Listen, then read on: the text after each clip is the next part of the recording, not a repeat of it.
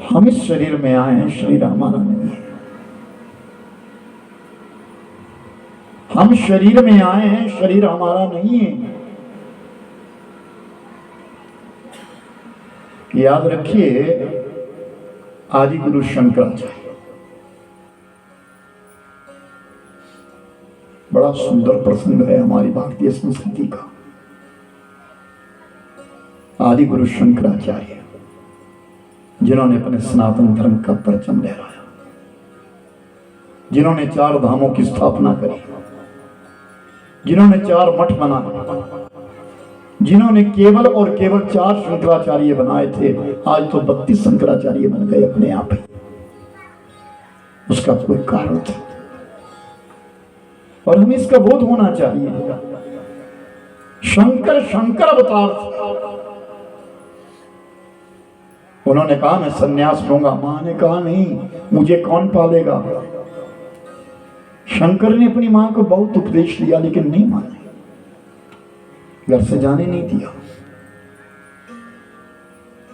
शंकर जी को जाने नहीं दिया जब, तो शंकर ने एक दिन नदी के किनारे जाकर के मगरमच्छ के मुख में अपना टांग डाल दी, पांव डाल दिया। मां मां जोर जोर से पुकारने लगे तो मां आई, क्या हुआ क्या हुआ। मगरमच्छ ने पकड़ लिया, आए मेरे बालक को बचाओ, आए मेरे बालक बचाओ, एक शर्त पर आपका बालक बचेगा। शंकर कह रहे हैं क्या? सन्यासी बनने को बोल, साधु बनने को बोल। हाँ तू साधु बन जा पर बाहर आ जा। शंकराचार्य साधु बन गए। उस समय हमारा सनातन डगमगा रहा था। संसार की संपूर्ण विद्याओं को पढ़ने के पश्चात उन्होंने शास्त्रार्थ के लिए जगह जगह के ऊपर मंडप लगा दिए। उस समय इस दुनिया के बीच में सबसे बड़े विद्वान थे मंडन मिश्र जी महाराज। कौन थे? अब इतिहास पढ़ा है आप लोगों ने ना, ऐसा नहीं है लेकिन भूल जाते हैं। पुस्तकों में आया है, शंकराचार्य के नाम से आया है, मंडन मिश्र का नाम आया है। तो मंडन मिश्र उस समय शास्त्रार्थ करने के लिए दूत हो गए। शंकराचार्य आए कि मेरे साथ शास्त्रार्थ होगा, मंडन मिश्र को हराया जाएगा, लेकिन मध्यस्थता भी तो कोई चाहिए। उस शास्त्रार्थ को देखने वाला भी तो कोई चाहिए, उसके ऊपर निर्णय करने वाला सही है या गलत है कोई चाहिए। कौन मिलेगा ऐसा? दुनिया में इतना बड़ा विद्वान कौन है जो शंकर को और मंडन मिश्र की पहचान कर सके? कृपया बच्चों को शांत करना, जहां बच्चे बोल रहे हैं। जी का शास्त्रार्थ होना है, मध्यस्थता कौन करे? तो मंडन मिश्र की पत्नी जिसका नाम था उमा भारती, उसका नाम था भारती, विद्वान थी। रख दिया मृत्यु दंड, जो हारेगा उसको मृत्यु देनी होगी। एक फूलों की माला शंकर के गले में डाल दी, दूसरी फूलों की माला मंडन मिश्र के गले में डाल दी। जिसके गले की माला सूखनी शुरू हो जाएगी वो हारना शुरू हो जाएगा। 52 दिन तक मंडन मिश्र और शंकराचार्य का शास्त्रार्थ चला और 13वें दिन में मंडन मिश्र की माला धीरे धीरे सूखने लगी। और जब मंडन मिश्र की माला सूख गई,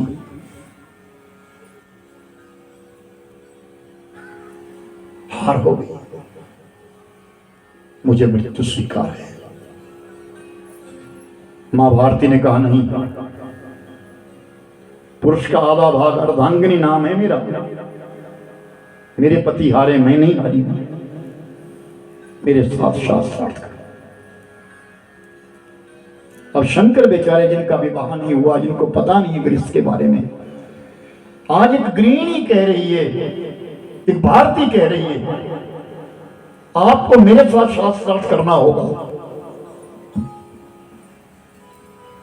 मेरे पति की हार तब होगी जब आप मुझे हराएंगे। वो परम विदुषी थी, बहुत विद्वान थी। शास्त्रार्थ होने लगा और एक दिन ऐसा आया कि भारती हारने लगी तो भारती ने काम सूत्र के विषय में पूछ लिया, काम शास्त्र क्या है। आचार्य शंकर को तो पता ही नहीं। आचार्य शंकर ने कहा, देवी मैं इस बारे में नहीं बताऊंगा, अपनी हार स्वीकार करो। नहीं, मैं हार स्वीकार नहीं करूंगा, 1 महीना का मौका मुझे। ठीक, तुम्हारे लिए 1 महीने का मौका देती। तो शंकराचार्य उठे, चले गए। अपने 4 सेवक अपने साथ थे, उन्हें संग लेकर के गए। रास्ते में एक राजा की मौत हुई है, राजा जा रहा है शमशान घाट की और राजा को लेकर जा रहा है। अपने शिष्यों से कहा, मेरा शरीर यहीं पड़ा रहेगा, मैं अपने शरीर से बाहर आ रहा हूं, इस राजा के शरीर में जाऊंगा, 1 महीना रनिवास में रहूंगा, काम शास्त्र को सीखूंगा, जानूंगा, फिर लौट करके आऊंगा, मेरे शरीर को छेड़ना मत। बड़ा गहन विषय है ये। कभी अगर तुमको पुस्तक मिले हैं, नाम इस पुस्तक का केवल शंकर है, आदि गुरु शंकराचार्य, जिन्होंने बड़े बड़े स्तोत्र लिखे हैं, बड़ी बड़ी पूजा पद्धतियां बनाई है, जिन्होंने हमारे सनातन की स्थापना विधिवत की है। आज उस शंकर ने अपना शरीर छोड़ दिया और अपने आप को प्रवेश राजा के शरीर में कर गए। लोग हैरान हो गए, राजा तो मर गया था, तो जीता हो गया। 1 महीने तक राजा रनिवास में गया, अपनी पत्नी के साथ रहने लगा और काम शास्त्र को सीख लिया। लौट करके आया, राजा उधर मृत्यु हो गई, अपने शरीर में प्रवेश किए शंकर, और आज फिर चले गए भारती के पास शास्त्रार्थ करने, और भारती को काम शास्त्र में हरा दिया। अब भारती ने कहा, हमको मर जाना है, हमारी मौत हो गई। नहीं, मैं तुमको मृत्यु दंड नहीं दूंगा देवी, न तुम्हें न तुम्हारे पति को, लेकिन धर्म की स्थापना करो, अपने सनातन धर्म की स्थापना करो। तो शंकराचार्य ने 4 मठ बनाए, एक पूर्व में, एक पश्चिम में, एक उत्तर में, एक दक्षिण में। 4 जगह 4 शंकराचार्य बिठाए। एक दिशा का मालिक एक शंकराचार्य होगा, उसी के अधीन सनातन रहेगा। वो जो बोलेगा सनातन उसी प्रकार से क्रिया करे, क्योंकि सनातन तो परम है। शंकराचार्य जो कहते हैं उसी प्रकार। लेकिन आज विडंबना इतनी है कि शंकराचार्य कुछ और कह रहे हैं, सनातन कुछ और कह रहा है। शंकराचार्य एक नहीं, 32, 36, 40 शंकराचार्य बन गए हैं। हमारा सनातन जा कहां रहा है? कुछ तो हम अपने सनातन के लिए करें, कुछ तो हम अपने धर्म के लिए करें, कुछ तो हम अपने अच्छे शुभ कर्म कहीं माने कहीं जाने, अच्छे लोगों में बैठे। ये 3 घंटे का समय आपका 3 जन्म है, जहां बैठे यहाँ केवल ज्ञान की बात है, क्योंकि भागवत का दूसरा नाम है ज्ञान यज्ञ। हमारी समृद्धि, हम कितना खोल सकते हैं, हम कितना समझ सकते हैं, कितना बोल सकते हैं, कितना जान सकते हैं अपने सनातन के विषय में। आज ध्रुव ने गंगा मैया के किनारे राम झूला के ऊपर की तरफ को अपना डेरा डाल लिया, दंड कमंडलू रखा और मंत्र जाप करने लगे। लेकिन थोड़ी देर बाद तो खड़े हो गए, थोड़ी देर बाद खड़े हो गए और चलने लगे। तो गंगा मैया ने उस समय स्त्री का रूप धारण किया, और स्त्री का रूप धारण करके गंगा मैया आई और ध्रुव से हाथ जोड़ लिए। और महात्मन, मैं तो सोची थी मैं धन्य हो गई, आप जैसा कोई साधु मेरे तट पे आया है तपस्या करने के लिए, साधना करने के लिए। गंगा मैया बहुत प्रसन्न होती है कि उसके तट पर बैठ करके भगवत नाम स्मरण करें। जब भी हरिद्वार जाओ, ब्रह्म कुंड में स्नान करो और जो पौड़ियां बनी उन पौड़ियों पे बैठ जाओ, अपनी माला निकाल लो, थोड़ी देर वहां माला मंत्र जाप करो, अपने गुरु महाराज के दिए हुए मंत्र का जप जरूर करो। किसी तट पर किया हुआ जप, किसी तीर्थ पर किया हुआ दान, किसी तीर्थ पर सुनी हुई कथा सहस्रों गुना होती है। गंगा गंगे की यो ब्रूयात योजना नाम शतैरपि मुच्यते सर्व पापेभ्यो विष्णु लोकम समगच्छति। कहते हैं कि 100 योजन की दूरी यानी 400 मील की दूरी के ऊपर भी कोई गंगा नाम भी अगर उच्चारण करता है उसके पाप कटते हैं। और उस गंगा के तट के ऊपर बैठ करके भगवान का नाम लेना बड़ी मधुरता है। लेकिन दर्द भरी बात सामने आती है जब लोग वहां बैठ करके रील बनाते हैं। ये ध्यान नहीं देते कि मैं भगवान का भजन करूं, नहीं, रील बनाएंगे, हा हा हा हा हा हंसेंगे इधर से उधर से इधर, और हमारे पहाड़ी सब यहाँ से उठे, स्नान किया और घुस गए गली में। काय के लिए? कुंगू ले लो, मौली ले लो, ये ले लो, सो ले लो, खीर ले लो। वो जो तुम खीर पिता से उठा करके लाते दुकानदारों की बिक्री हो गई है। तुम कुछ भी ले आओ, गंगा मैया का मूल प्रसाद जो है वो गंगा जल है। गंगा जल लाओ, छोटी छोटे पैकेट लाओ, अपने सबको मिलने वालों को बांटो। मैं हरिद्वार गया था, बड़ी कृपा करी गंगा मैया ने, मुझको दर्शन दिया, माँ ने बुलाया, मैं चला गया। पिछले वर्ष हरिद्वार में कथा थी तो एक राजस्थान से दंपत्ति आया, मैंने कहा आप कब चले गए? जब गंगा मैया ने बुलाया तब चला। अब आ गया हूं, माँ जाएंगे कब? जब माँ भेजेगी तब जाऊंगा। कितनी आस्था, कितनी श्रद्धा है। कितने लोग हरिद्वार गए? जरा हाथ खड़े करो। अभी तो कम है, नहीं गए तो लटक के जाओगे, इसलिए पहले चलो।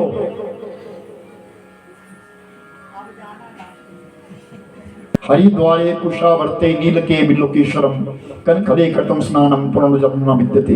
ये नहीं कि जय और हर की पौड़ी नहाए और लौट गए घर के लिए, नहीं, 5 स्नान है। और पिछले साल मैंने सब लोगों से कहा, सब लोगों के स्नान करवाए कि चलो जो भी लोग गए थे यहां से 5 स्नान।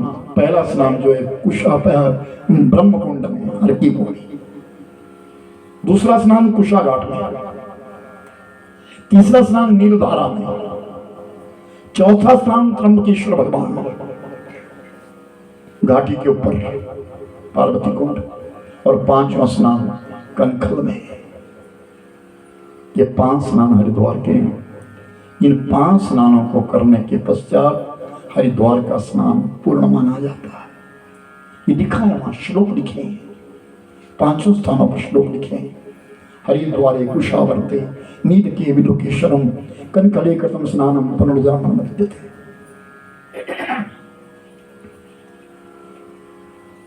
उस गंगा मैया का आश्रय ले तो सही। मैंने कहा ना, गुरु शिष्य प्रणाली केवल और केवल हमारे भारत में है। गीता का उद्गम स्थान हमारा भारत है। गंगा मैया निकली है, हमारे भारत से निकली है। गौ को माता केवल हमारे भारत में कहा जाता है। गीता का उपदेश हमारे कुरुक्षेत्र में ही दिया गया है। ये स्तंभ है हमारे भारत के, हमारी संस्कृति के स्तंभ है। हम आप यहां बैठे हैं, आज जिस स्थान पर हम बैठे हैं, इसका नाम देवभूमि है। ये हिमाचल प्रदेश साधारण नहीं है। कितनी अद्भुत कृपा परमात्मा ने हम पर करी, हमारा जन्म हिमाचल प्रदेश में हुआ है।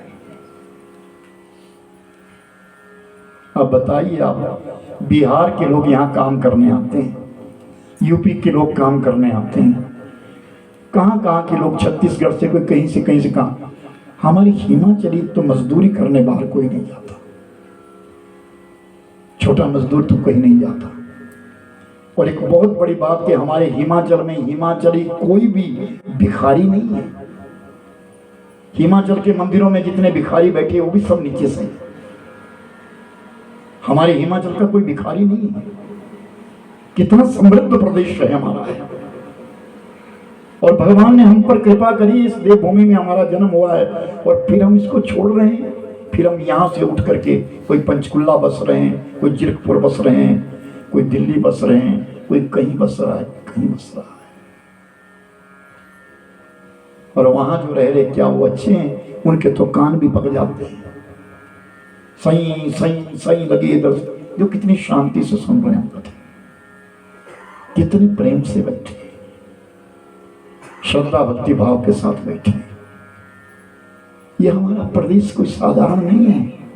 हीमवान राजा का देश है। पार्वती मैया का जन्म हुआ है।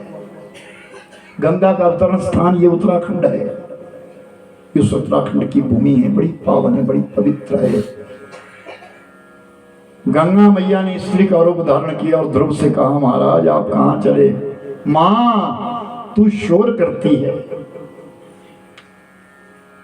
अब जब तेरा शोर आता है तो मेरी माला छूट जाती है, मैं नहीं रह सकता।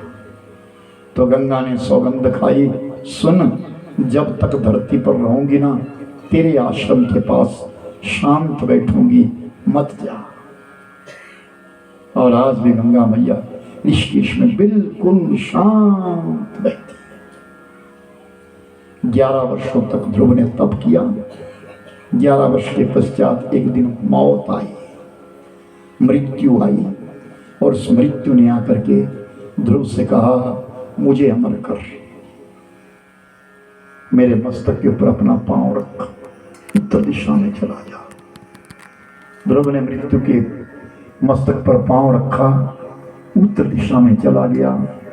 एक जगह अटल शासन करने लगा। नक्षत्र, तारे, ग्रह, पृथ्वी, सूर्य और चंद्रमा सब परिक्रमा करते हैं, ध्रुव एक जगह खड़ा रहता है। सुखदेव जी कहते, राजन इस कथा को जो सुनता है अथवा सुनाता है उसके अंदर अटल भक्ति प्राप्त होती है। राजन मैं तुम्हारे लिए वो दिव्य कथाएं सुना रहा हूं जिसको सुन करके तुम्हारा अधोगति समाप्त हो जाएगी, तुम पूर्णता परम गति को प्राप्त हो जाओगे। बोल सच्चिदानंद भगवान जय।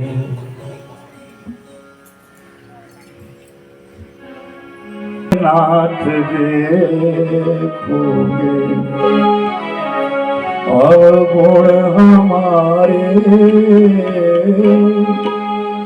अगर नाथ देखोगे अवगुण हमारे, तो हम कैसे भव से लगेंगे किनारे।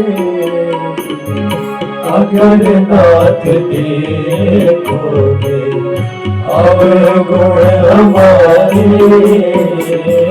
अगर नाथ देखोगे अवगुण हमारे, तो हम कैसे भव से लगेंगे किनारे। अम्मा जी बैठ जाओ, आप बैठ जाओ। अगर नाथ देखोगे अवगुण हमारे, अगर नाथ देखोगे अवगुण हमारे, तो हम कैसे भव से लगेंगे किनारे। अगर नाथ देखोगे।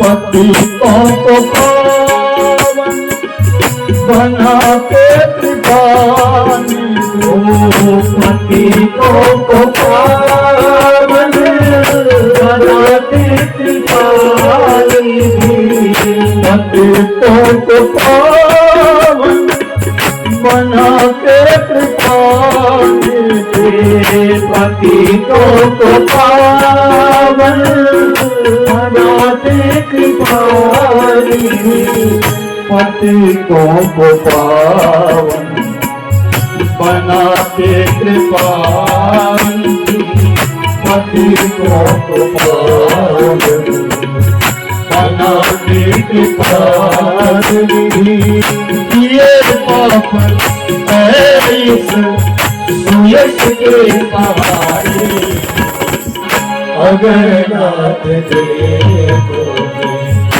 और गुण हमारी अगर नाथ देखोगे और गुण हमारी तो हम कैसे अब से लगेंगे किनारे अगर नाथ देखोगे।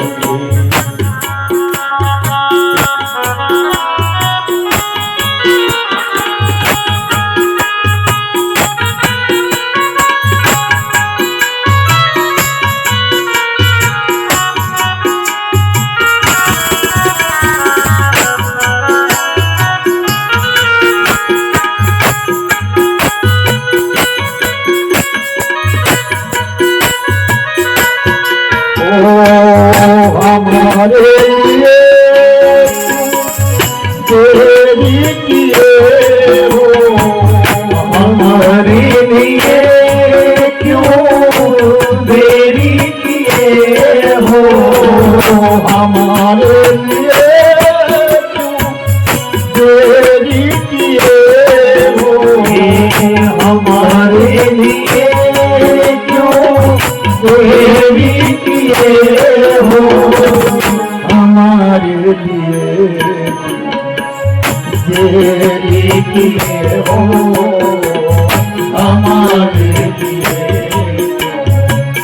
देरी किए हो कहीं का आराम भले में पाए अगर नाथ देखोगे और गुण हमारे अगर नाथ देखोगे और गुण हमारे तो हम कैसे अब से लगेंगे किनारे अगर नाथ देखोगे।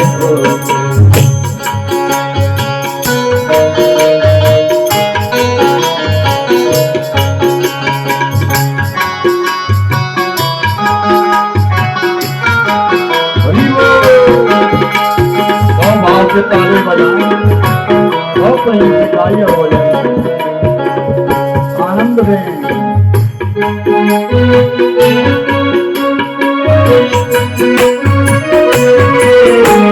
माना अगम अपवन कुटी मेरे मानो अधम अपावन कुटी है नाना अगम अपावन कुटी माना अधम अपावन कुटी माना अगम अपावन कुटी माना अगम अपावन कुटी सब कुछ लेकिन भले मन हमारे अगर नाथ देखोगे और गुण हमारे अगर नाथ देखोगे और गुण हमारे तो हम कैसे कब से लगेंगे किनारे अगर नाथ देखोगे और गुण हमारे अगर अगर तुम हमारी तो हम कैसे लगेंगे तुम्हारे, तो हम कैसे लगेंगे तुम्हारे।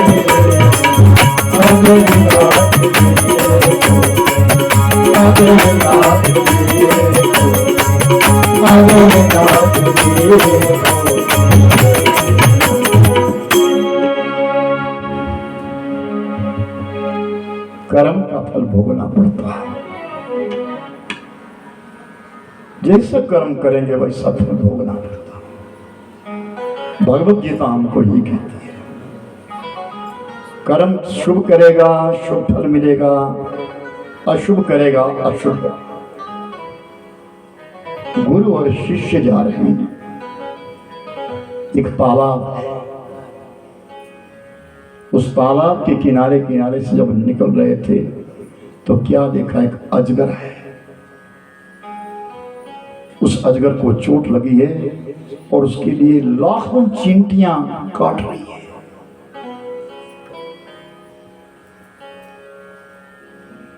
तो शिष्यों ने प्रश्न किया,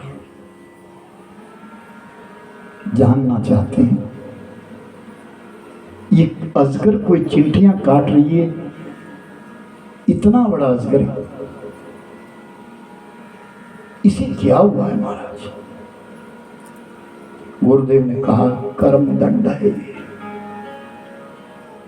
हम समझे नहीं महाराज। तुम्हें याद है कई वर्ष पहले हम इसी तालाब के किनारे किनारे से जा रहे थे। एक मछुआरा मछलियों को पकड़ पकड़ करके बाहर फेंक रहा था और पानी के बिना मछली तड़प तड़प करके मर रही थी। आज वही मछलियां चींटियां बनी हैं, वही मछुआरा अजगर बना है। यहां बदला है। हम या कुछ लेने आए या देने आए। कर्म का फल हमें भोगना पड़ेगा। राजा जनक की बेटी जिसका नाम सीता मैया है, दुनिया जानती है, सीता मैया के साथ क्या नहीं हुआ। सीता मैया राजा जनक की पुत्री, राजा दशरथ की पुत्र वधू, भगवान राम की पत्नी, विवाह पढ़ने वाले विश्वामित्र, विवाह पढ़ने वाले ब्रह्म ऋषि वशिष्ठ, सदानंद पुरोहित। लेकिन मिला क्या? पहले पति के साथ 14 वर्ष का वनवास, उस वनवास में भी 14 महीने का हरण, वहां से लौट करके आई, राजगद्दी पर बैठी, 4 महीने का गर्भ था तो अयोध्या वासियों ने भी सीता को ठुकरा करके बाहर निकाल दिया। सीता वनवास में चली गई। तो तुरंत शिष्यों ने कहा, महाराज क्या सीता का भी कोई कर्म था? हाँ था। कर्म फल सबको भोगना होता है। जिस समय सीता की आयु 7 वर्ष की थी, उस समय में एक दिन सीता अपनी सखियों के साथ, सहेलियों के साथ अपनी पुष्प वाटिका में गई थी। सुंदर वाटिका, बहुत सुंदर वाटिका थी। फूलों से सबको प्रेम होना चाहिए, प्रीति होनी चाहिए। अपने आंगन में पुष्प जरूर होने चाहिए। हम छोटे छोटे थे, हमको कविता सिखाई जाती थी, फूलों से नित हंसना सीखो, भौरों से नित गाना। फूल हमको हंसना सिखाते हैं। कितना मन दुखी हो तो किसी फूल के पास बैठ जाओ, उसे खिलते देखो, उसे महकते देखो, तुम्हारा दुख शांत हो जाएगा, तुम्हारा मन शांत हो जाएगा। तो उस वाटिका के बीच में भ्रमण करने के लिए गई है। सीता बैठी एक पत्थर के ऊपर बैठी थी और साथ में सखियां थी, माली अपना काम कर रहे थे। सुंदर सुंदर फूल थे, फूलों को निहार रही थी। इतने में छोटी सी पहाड़ी, उस पहाड़ी के ऊपर सुग्गा और सुग्गी, एक तोता और तोती बैठे हैं। वो आपस में कह रहे हैं, अयोध्या में एक रामचंद्र होंगे, बहुत सुंदर बालक होगा, बहुत सुंदर राजा होगा, जिसका श्याम वर्ण होगा, जिसके अंदर लक्षण ही लक्षण होगा, लक्षण कोई नहीं होगा। राजा जनक की एक पुत्री होगी जिसका नाम सीता होगा, वो धरती की बेटी होगी। राम और सीता का विवाह हो जाएगा, बड़ा सुंदर मिलन होगा उनका, बड़ा प्रेम होगा उनमें। ये आवाज सीता मैया के कानों में आई। सीता मैया ने एक बार, दो बार, तीन बार ये बात सुनी तो अच्छी लगी। कोई मुझको चाहने वाला अयोध्या में होगा, मुझको पाने वाला अयोध्या में होगा। तो सीता ने अपनी सहेलियों से कहा, चुपके से जाओ, इन दोनों को पकड़ करके ले आओ। वो सहेलियां चली गई, उन्होंने चुपके से उन तोता तोती को पकड़ लिया, सीता के सामने ले आए। सीता ने कहा, तुम किस राम की बात कर रहे हो? अयोध्या में राम होंगे, जनकपुर में सीता होगी। तो सीता तो मेरा नाम है, मैं राजा जनक की पुत्री हूं, धरती की बेटी हूं। क्या राम मुझे मिलेंगे? अवश्य मिलेंगे। तुम्हें कैसे मालूम है? तुम इस विषय में क्या जानती हो? कैसे मालूम है तुमको? सुनिए ध्यान से क्या बोला।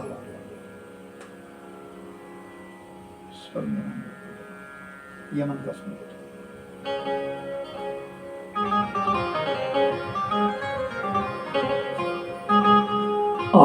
आत्मचिंतनम विषयासे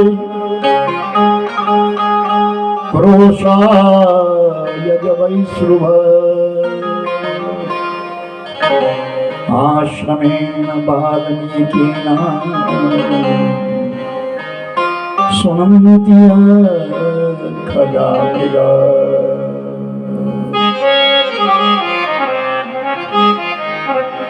सीते सुनो, हम सच कहते हैं, हम यहाँ के पक्षी नहीं हैं। सीते, हम यहाँ के पक्षी नहीं हैं। बैठ जाओ, बैठ। सीते, हम यहाँ के पक्षी नहीं हैं,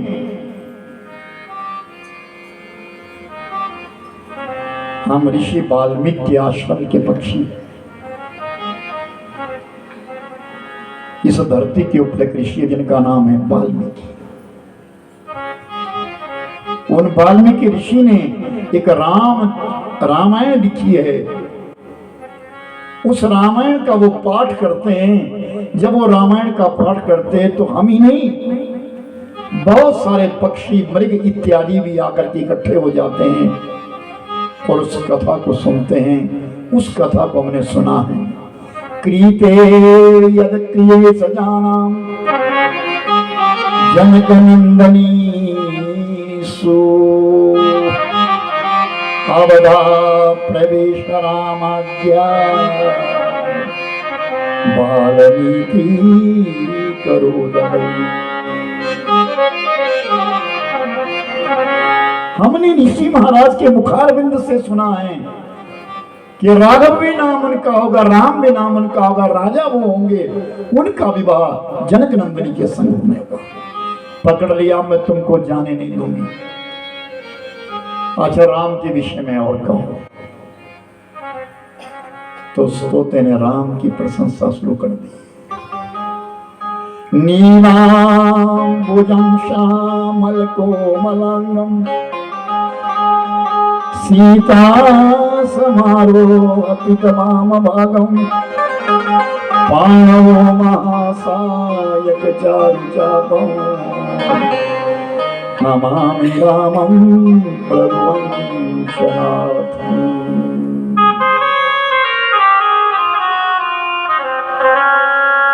रामाय रामभद्राय रामचंद्राय वेदसे रघुनाथाय नाथाय सीताया पतये नमः।